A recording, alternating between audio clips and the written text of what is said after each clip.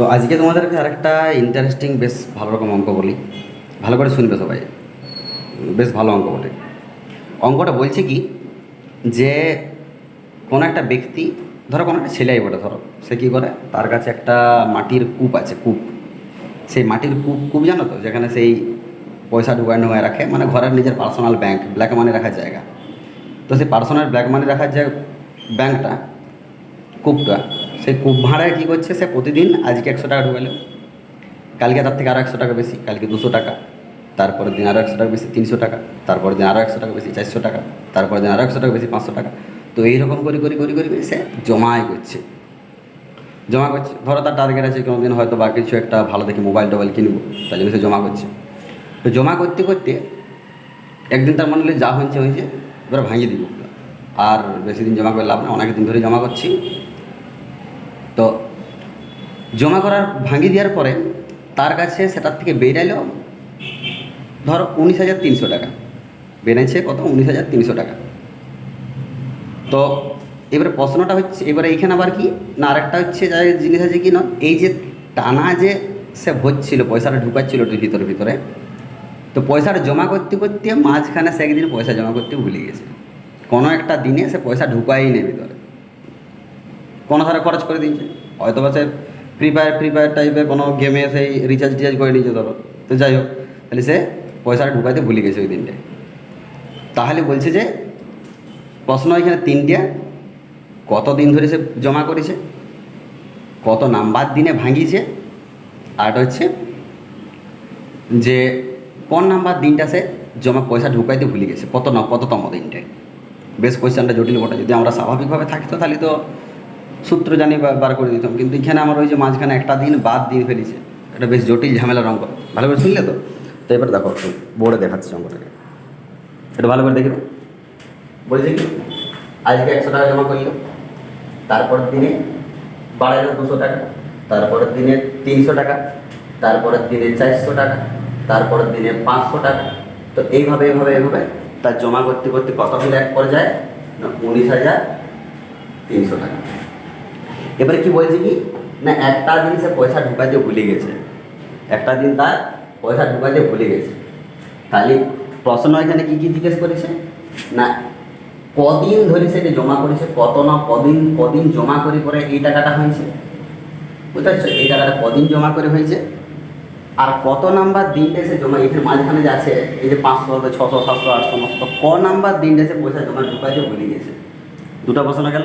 আর 3 number হচ্ছে যে জমা করেছে তো যদি হলে ভাঙিয়েছে ক নাম্বার দিন, মানে এটা ওই যে ব্ল্যাক মানির স্টোরটা কবে ভাঙিয়ে দিয়েছে।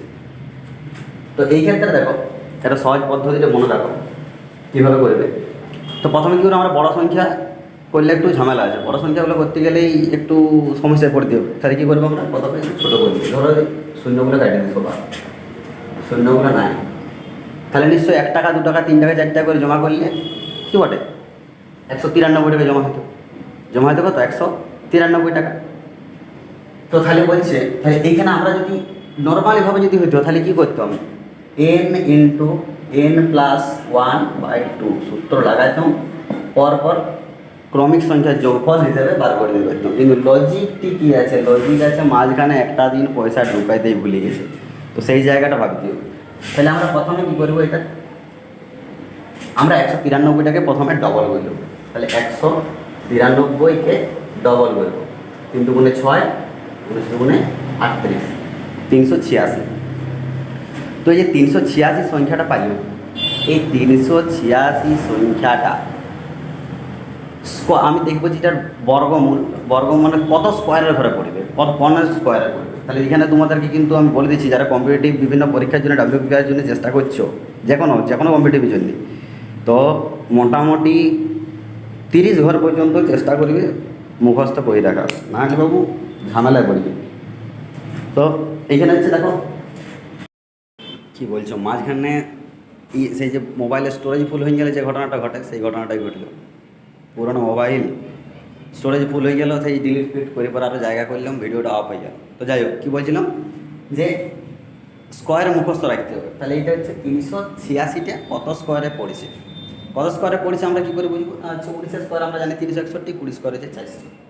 তাহলে এই পরে আমরা যদি 361 আর 400, তাহলে এই দুটো সংখ্যার মধ্যেই কিন্তু কোনো না কোনো একটা এখানে ফিট বসবে। কীভাবে? এবার আমরা সূত্র লাগাবো n ইন্টু n প্লাস 1/2। ওই সূত্র হচ্ছে n লাগাই আমি 19 ইন্টু 19 প্লাস 1 হচ্ছে কত 20/2, 2 10 20, 19 10 190। দেখো এখানে বলিস যে কত জমা হয়েছে, কত 193, এখানে হয়ে যাচ্ছে 190, মানে অর্ধেক কম হয়ে যাচ্ছে। অতএব এটি কিন্তু 19 নাম্বারটি হয়ে যাবে।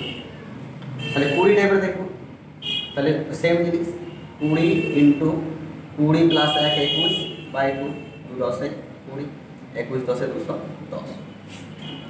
তো এইটাই হচ্ছে এখানে বসবে, মানে কত হয়েছে তার টোটাল হচ্ছে সংখ্যাটা, কতগুলো সংখ্যা না সংখ্যাটা হচ্ছে তার কদিন ধরে, মানে এখানে আমরা একটা উত্তর পাই গেলাম। দেখো 20 মানে কদিন ধরে সে পয়সাটা কত নাম্বার দিনে ভাঙিয়ে দিয়েছে ওইটা, তাহলে 20 নাম্বার দিনে সে ভাঙিয়ে দিয়েছে।